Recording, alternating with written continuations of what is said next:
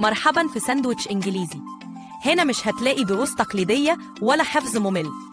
هنا هتلاقي كل جملة بتقولها بالعربي في يومك بتتحول ببساطة لجملة إنجليزي زي الأجانب. سواء كنت في البيت، في الشغل، أو بتتكلم مع أصحابك، كل موقف وكل كلمة هنحولها مع بعض لوجبة إنجليزي لذيذة وسهلة. مع ساندويتش إنجليزي هتتعلم تنطق، تفهم، وتتكلم بثقة، وكأنك بتتعلم من الحياة نفسها. انضم لينا وخلي لغتك تاخد نقلة جديدة. ساندويتش إنجليزي، اللغة اللي هتعيشها كل يوم. أهلا بيكم في ساندويتش إنجليزي. النهاردة حلقتنا عن تعبيرات بسيطة بنقولها كل يوم لكنها مهمة جدا في حياتنا. أول جملة معانا هي of course. of course بتتقال لما حد يطلب منك حاجة أو يسألك سؤال وانت موافق أو شايف الموضوع بديهي. يعني مثلا لما حد يقولك هتقدر تساعدني، ترد عليه ب of course يعني أكيد أو طبعا. البدائل الممكنة ل of course هي definitely و sure thing. معناها بالعربي طبعا أو أكيد، وبتستخدم لما تكون متأكد أو موافق تماما على اللي بيتقال. definitely of course. الجملة التانية maybe.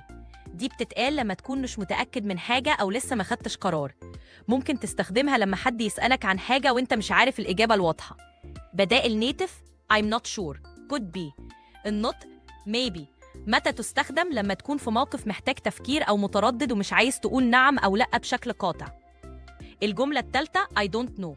دي بتتقال لما حد يسألك سؤال وانت فعلا مش عارف الإجابة، بتبين بيها إنك ما عندكش المعلومة المطلوبة. بدائل native no idea not sure. متى تستخدم؟ لما تكون في موقف مش عارف فيه الرد أو المعلومة وعايز توضح إنك مش ملم بالموضوع. let's go معناها يلا بينا، ودي بتستخدم لما تكون عايز تبدأ تتحرك أو تشجع حد يتحرك معاك. come on بديل نبف بنفس المعنى، وبتتقال بنفس السياق لما تشجع حد يتحرك أو يبدأ. time to go يعني الوقت إننا نمشي، وبتستخدم لما تكون عايز تشير إن الوقت حان للتحرك. كلها تعبيرات بسيطة وطبيعية بنستخدمها لما نكون مستعدين للتحرك أو البدء في شيء معين. I'm tired I need rest I'm exhausted. بتتقال لما تكون حاسس بإرهاق ومحتاج ترتاح، سواء بعد يوم طويل أو مجهود كبير. بديل I need rest. الجملة دي بتوضح إنك محتاج فترة راحة عشان تستعيد نشاطك. I'm exhausted. دي جملة بتعبر عن إنك وصلت لمرحلة من التعب الشديد، وبتبين إنك مش بس تعبان لكن مستنزف تماماً. hurry up. بتتقال لما تكون مستعجل وعايز حد يسرع في اللي بيعمله، زي لما تكون مستني حد يجهز أو عايز تخلص حاجة بسرعة. come on be quiet. الجملة دي بتتقال لما تكون عايز هدوء أو سكوت، سواء في مكان زي البيت، الفصل، أو أي مكان محتاج هدوء. بديل keep it down. الجملة دي بتعني إنك بتطلب من الشخص إنه يخفض صوته أو يقلل الضوضاء. بديل stop talking. الجملة دي طلب مباشر للشخص إنه يوقف كلامه تماماً ويكون هادي. الجملة just a second بتتقال لما حد يكون محتاج لحظة صغيرة قبل ما يرد أو يعمل حاجة، زي لما تكون مشغول وعايز تقول للي قدامك إنه يصبر لحظة. البدائل give me a moment معناها اديني لحظة، وبتستخدم بنفس الطريقة لما تحتاج وقت قصير. hold on يعني استنى شوية، وبتتقال لما تطلب من حد ينتظر لحظات قبل ما تكمل اللي بتعمله. التركيبة just يعني بس أو فقط، و a second يعني ثانية، يعني الجملة كلها بتدي إحساس إنك محتاج ثانية واحدة بس. الجملة are you okay؟ الترجمة بالعامية المصرية أنت كويس؟ شرح المعنى، الجملة دي بتتقال لما تلاحظ إن حد ممكن يكون تعبان أو شكله مش مرتاح وعايز تطمن عليه. بدائل native you alright. النطق you alright. المعنى أنت تمام أو أنت بخير. everything okay. النطق everything okay. المعنى كل حاجة تمام. الجملة I'm hungry. الترجمة بالعامية المصرية أنا جعان. الجملة دي بتتقال لما تكون حاسس بالجوع وعايز تعبر إنك محتاج تاكل. البدائل النيتيف I'm starving. المعنى أنا ميت من الجوع. I could eat ممكن آكل دلوقتي. الجملة I'm full. الترجمة بالعامية المصرية أنا شبعان، بتتقال لما تكون شبعت ومش قادر تاكل أكتر. البدائل I'm stuffed يعني أنا مليان أو محشي.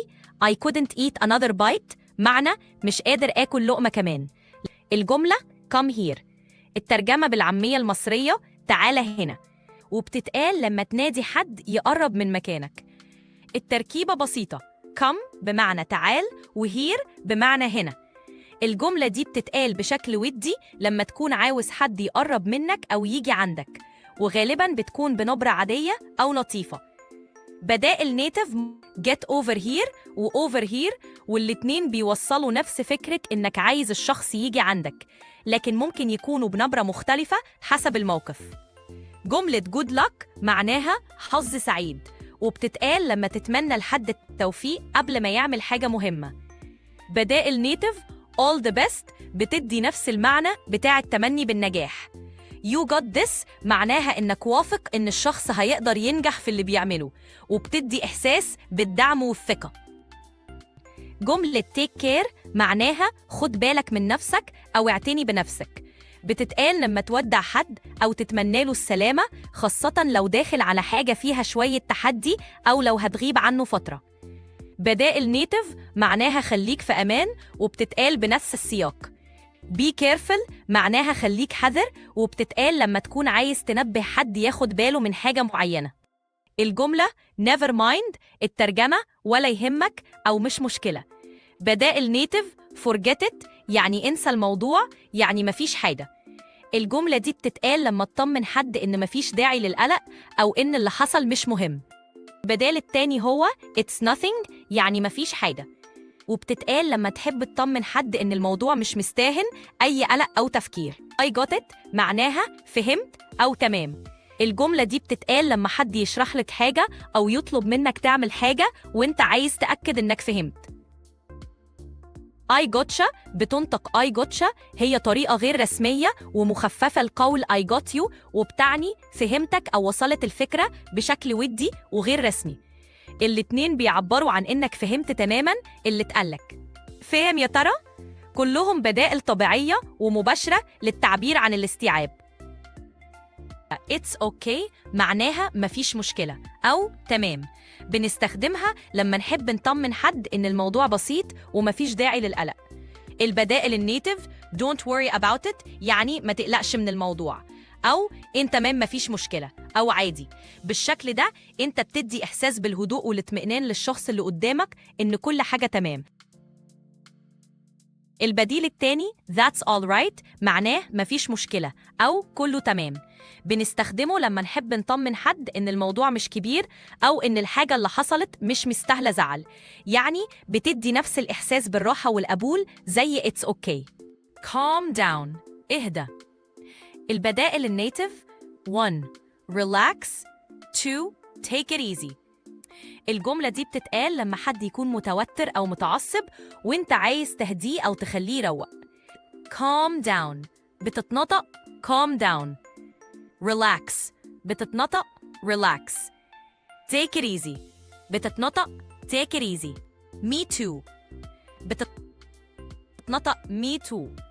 الجملة دي بتتقال لما حد يكون حاجة عن نفسه، زي إنه موافق على رأي أو حاسس بإحساس معين وإنت عندك نفس الشعور أو الرأي. بتستخدم me too عشان تبين إنك مشترك معاه في نفس الإحساس أو الرأي. البدائل النيتيف 1 same here بتتنطق same here. 2 likewise بتتنطق likewise. البدائل دي بتتقال بنفس المعنى لما تكون عايز توضح إنك حاسس أو موافق على نفس الشيء اللي اتقال. same here same نفس، here هنا. المعنى الحرفي نفس الشيء هنا، وبتتقال للتعبير عن إنك بتشارك نفس الشعور أو الرأي. likewise like مثل، wise بطريقة.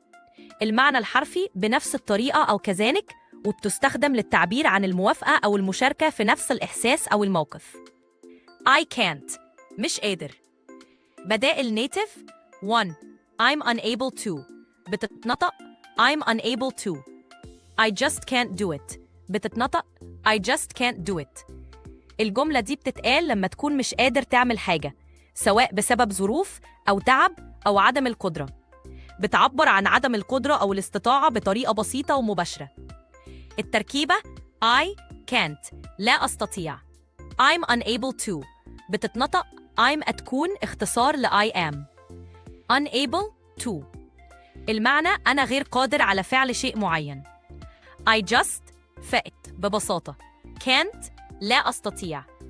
المعنى أنا إني ببساطة مش قادر أعمل ده. الجملتين بيوضحوا عدم القدرة على تنفيذ شيء معين لكن بطرق مختلفة شوية في الصياغة. I'm bored معناها بالعربي أنا زهقان. بنقولها لما نقس بالملل ومفيش أي حاجة مسلية أو مثيرة للاهتمام بنعملها. بدائل I have nothing to do. This is dull. البدائل معناها بالعربي I have nothing to do. ما عنديش حاجة أعملها. This is dull. ده ممل. That's weird. معناها بالعربي ده غريب. إمتى بنقولها؟ بنستخدمها لما نشوف أو نسمع حاجة غير معتادة أو مش مفهومة بالنسبة لنا. بدائل 1. That's odd. That's unusual. البدائل معناها بالعربي That's odd. ده عجيب. ده مش مألوف. odd يعني عجيب أو غير مألوف وبيتوصف بيها حاجة مش طبيعية أو مختلفة عن العادي. unusual يعني غير مألوف أو غير عادي وبتوصف حاجة مش معتادة أو نادرة الحدوث. البدائل دي قريبين من بعض في المعنى لكن كل واحدة تستخدم في سياق مختلف بشكل بسيط. That's odd بتركز أكتر على إن الحاجة غريبة بطريقة مش متوقعة أو غير مألوفة. That's unusual بتستخدم لما تكون الحاجة مختلفة عن العادي أو نادرة الحدوث لكنها مش بالضرورة تكون غريبة جداً. I forgot معناها بالعربي نسيت. بدائل It slipped my mind يعني إن الحاجة دي خرجت من ذاكرتي أو نسيتها تماماً. التركيبة It الحاجة اللي نسيتها. slipped انزلقت أو تفلتت my mind أو ذاكرتي. بمعنى إن المعلومة أو الحاجة اللي كنت محتاج تفتكرها انزلقت من عقلك يعني راحت من ذاكرتك بدون ما تلاحظ. 2. I didn't remember. You are right. معناها بالعربي أنت على حق أو عندك حق. بدائل You're correct. That's true. بنستخدمها لما نعترف إن الشخص التاني قال حاجة صح. That's true. بنستخدمها لما نؤكد إن اللي اتقال فعلاً حقيقي أو صحيح. So what؟ معناها بالعربي يعني وبعدين. بدائل What's the big deal؟ 2. Who cares؟ البدائل What's the big deal؟ التركيبة اختصار ل what is وتعني ما هو أو إيه. The big deal الأمر المهم أو الحاجة الكبيرة. الجملة كلها بتتقال لما بتسأل بشكل استنكاري إيه المهم في الموضوع أو إيه اللي يستاهل كل ده. يعني بتقلل من أهمية الحاجة اللي بيتكلموا عنها. Who cares؟ معناها مين اللي مهتم أو مين فارق معاه. بنستخدمها لما نكون عايزين نقول إن الموضوع مش مهم لدرجة إن حد يهتم بيه. التركيبة who مين cares يهتم يعني الجملة كلها بتسأل بطريقة استنكارية مين اللي ممكن يهتم بالموضوع ده. تابعوني لسه في كتير جمل هنتعلمها. كل الجمل اللي بنقولها في حياتنا اليومية هتلاقوها في القناة من كل المواضيع، مش بس حلقة ولا حلقتين، لأ ده احنا بنغطي كل حاجة بالتفصيل.